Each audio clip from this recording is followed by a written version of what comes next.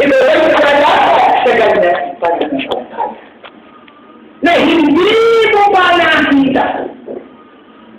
Ni hindi nahito ng kamay mo? Ni hindi ka ba nakarating doon pero sigurado ka? Tiyak ka! Alam mo na meron. Yun po ang ibig sabihin ng pananampalataya. Kung kaya,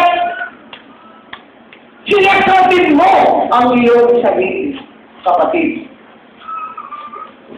Nagtitiwala ka sa Diyos na hindi mo nakita. Paniniwalaan mo ang Diyos na hindi mo nakikita. Hanggang ngayon ba, tagay mo ang kanyang bagay o nagkakanilanan ka? Minahan mo si Kristo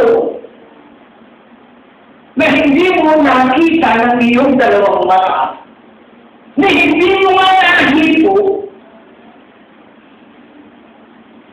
pero minahan mo siya. Yun ang pananampalataya.